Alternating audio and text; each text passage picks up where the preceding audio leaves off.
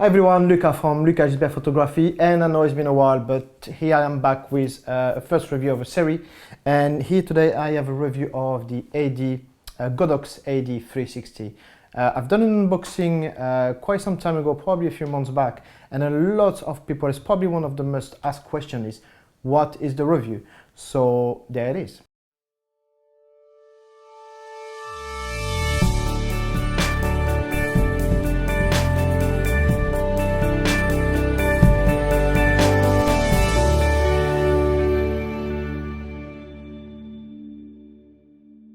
Okay, so here is pretty much what comes in the box. So we had a little hood thing which you can fit on top, and like so.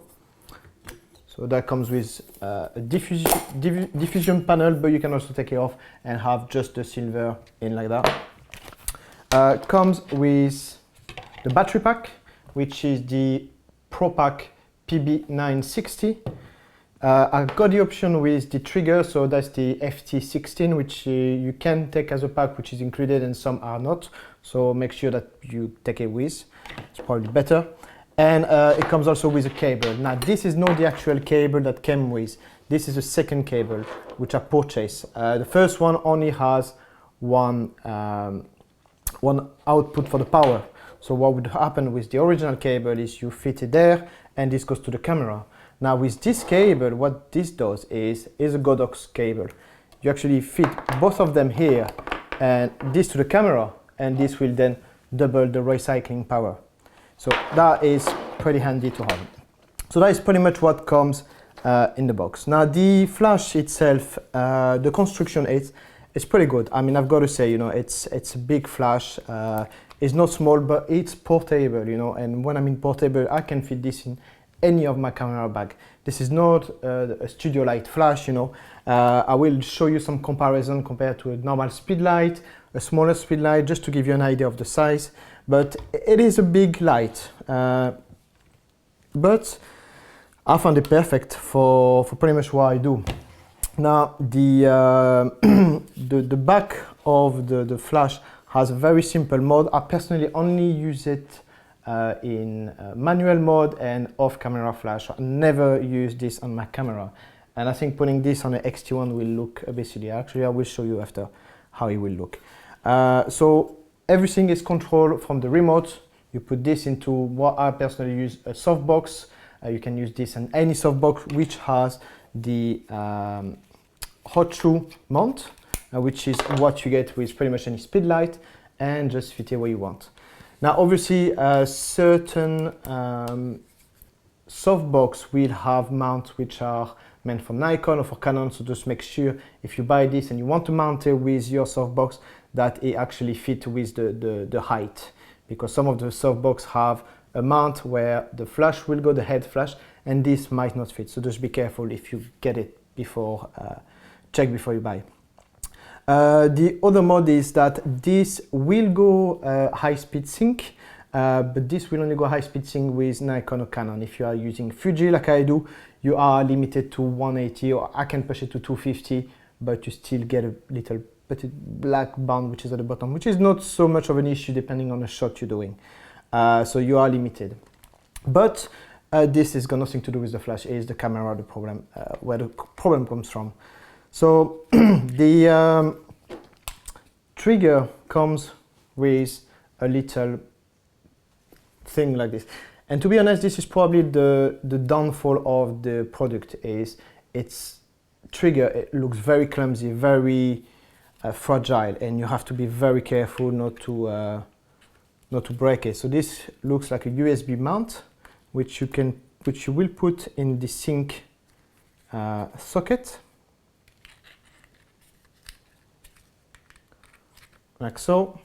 You choose your channel and set up the channel here, and going up and down you're just moving the power. And I've used a quite high distance, which is about 15 to 20 meters. I've never really needed to go higher, and it worked perfectly. No flaws, no misfire, just works really well. You've got also an option for a sync cable, so this could be attached to other triggers. I believe that if you're using Nikon, this trigger might not be actually good for HSS. You'll have to use a different trigger. I don't have an answer to which trigger you can use because I don't use them. I don't use it with Nikon, but you can look into it and you will find it. And on the other side, you have the power cable, which fits like that. Then this will go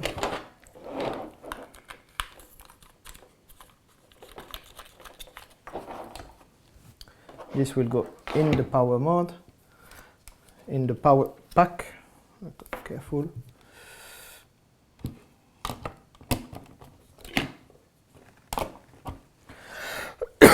Then you pretty much set to go. You press the button and this will automatically come on. Now obviously with the remote, if I set up on my channel 1 and then start moving up and down, this will just do it too. Ooh. So the battery pack is actually a really, you know, you kind of, when you get a kit like this, you always think, oh, maybe one of the others not going to be great. But the battery pack is just amazing. It goes on forever. I've rarely charged it, and when it's fully charged, which takes a bit of time, it probably take a few hours to fully charge, but once it's fully charged, it just goes on forever. Having this double cable really quick the recycling time, and I will show you. So I will put it on full power. I am going to put this because I don't want to be blind by it. Okay, that's it, it's ready to go. So you go a couple of seconds possibly between the recycling time and full power. But full power is really a lot of power, much more than I personally need it most of the time. I normally use this in quite low power.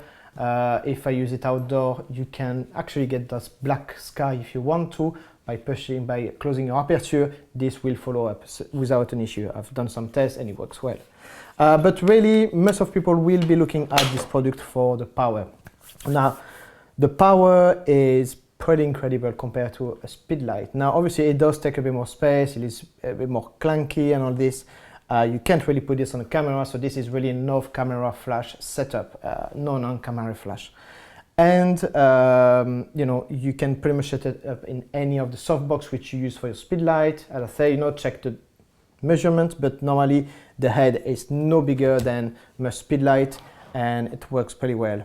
Now, just a quick thing about the bulb here. The bulb can actually be removed and changed. So, and the bulb is available on eBay or other places. You know what? Actually, I don't actually know how to remove it. I can't remember, and I don't think I want to try and break it. But I will just leave it here, and you can get a replacement, which costs, I think, between 40 and 50 euro for the replacement bulb.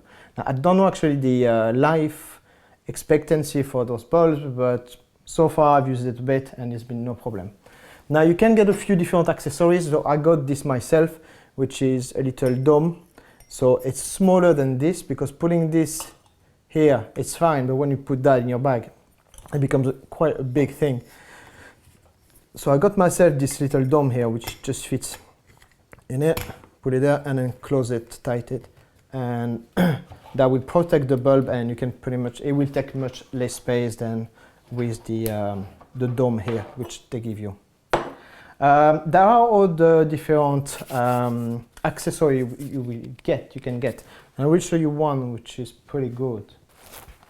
Okay, so this is also another accessory which I got, which is made again by Godox. They do have a few things. They also have like a dome of light, which can be quite handy, I think, for certain circumstances. And I got this for no more than 40 euro, I think, and it's pretty cheap, 40 euros for it. So it comes with a little bag like that, and what you would do is just open it this way.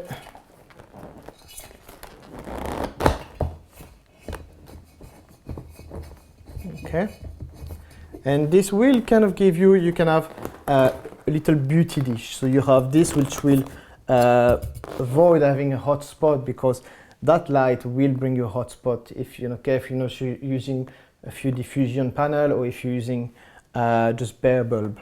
this will stop, will bring it back, so you can have a little beauty dish. It also comes with a diffuser and the honeycomb, can't remember how you call it, there's some grill which will close the beam a bit more. So little accessory which is good, and there are a few accessories which are available. I've not actually used it that much, this one, but because I prefer using bigger source light, especially if I use this kit. It's normally when I have shots which are quite looked in. I don't really put this in my bag going out with my family or for fun. It's normally a kit I keep for serious shoots, and normally I use big diffuser for that bigger softbox. So that is pretty much the kit here. Obviously, I'm sure you want to know how the power does it. What we'll show you first is the difference between this and a speed light in question of sizes. Okay, so here you have it. So here are 3 flashes. So I've got the Godox AD360 here. I've got a Godox V850, which is the size of a normal flash here. And I've got the Nissin i40, which is a very popular one with us mirrorless user, because it fits very well on the Fuji, for example, has a bit of power, can use HSS, and is a good TTL all-around flash, which is very, very compact. Now, obviously, the difference between those two, as you can see, is not that huge. So, you know, putting this on a Nikon or Canon, as I say, you know, it's big and it's heavy, but you know, you want to really use this for on-camera flash. Having this plus the power pack is just not really worth it. But you know, as you can see, the size between these two is not too bad. So they managed to make it quite compact for the power it has. Obviously, compared to a Nissin i40, you know, it's massive difference. And of course, for on-camera flash, I recommend those ones. But there it is, the comparison between the 3 here. Okay, so here are, so as you've seen, you know, the Godox AD360 is not that much bigger than a proper speedlight. Obviously, you have to take in consideration that there is a battery pack added to it, so it's not as portable. But let's see in power how we compare to the speedlight. Some reviewers have said that it's comparable to 6 to 8 speedlight. Personally, I've used both of them, for the 3 of them, and it is really powerful. 6 to 8 speedlight to me looks a bit over the top, but we will try tonight. So what I'm going to do tonight is take those 3 flashes out there and give some test shot and see, you know, how much more power can you get from the AD360 compared to a normal speedlight or even the small Nissin i40.